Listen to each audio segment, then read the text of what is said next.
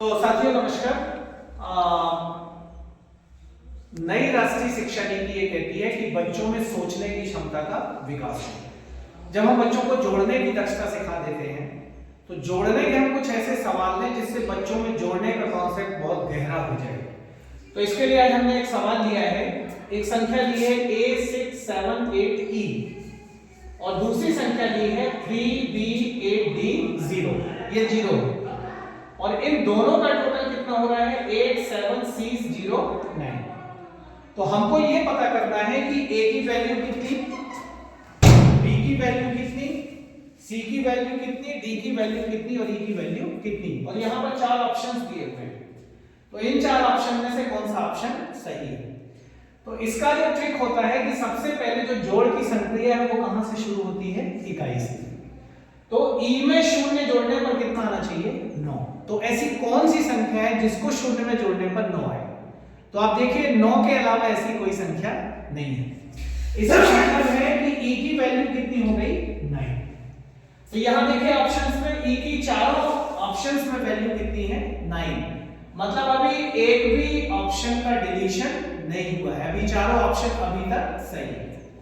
अब दूसरी जगह जाते हैं, देखिए 8 में क्या जोड़ा जाए कि 0 आ जाए। तो 8 में आप 1 जोड़ोगे तो 9 आएगा, लेकिन 2 जोड़ोगे तो क्या आएगा, 10 आएगा। इसका मतलब है कि D की वैल्यू कितनी होगी, 2। तो 8 और 2 10। अब एक जो हासिल आई वो कहां चली गई, यहां पर आई।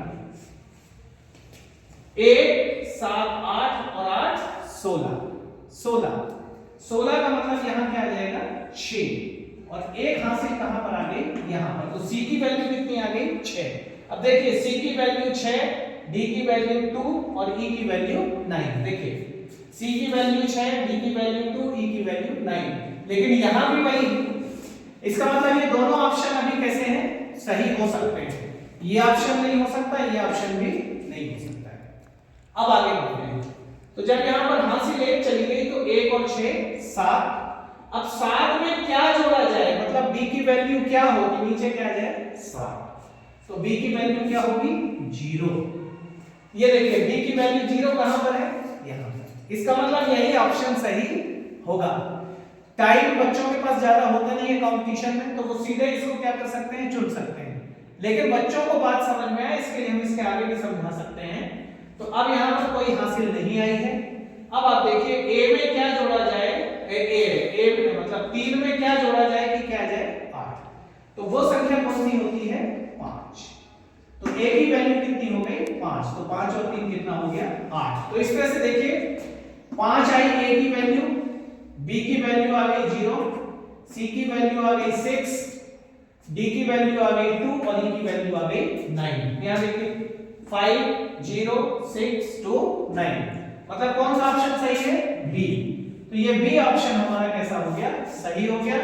बच्चा OMR सीट में जो भी इसका क्वेश्चन नंबर है उसके सामने का जो ऑप्शन है B उसको क्या कर देगा, डार्कन कर देगा। तो इस तरह से बच्चे में ना एक रीजनिंग डेवलप करना है, तर्क डेवलप करना है, तर्क क्षमता, गणित उसी के लिए होती है। तो इस तरह के अगर हम सवाल लेते हैं तो हमारे बच्चे तार्किक रूप से कैसे होंगे, सुदृढ़ होंगे। और मेरे साथी सब क्लास 4 के हैं, लेकिन मैं इनको हमेशा कहता हूं कि पढ़ते रहो, समझते रहो और बहुत सारे एग्जाम दो, ठीक है। आगे भी है राहें। Thank you.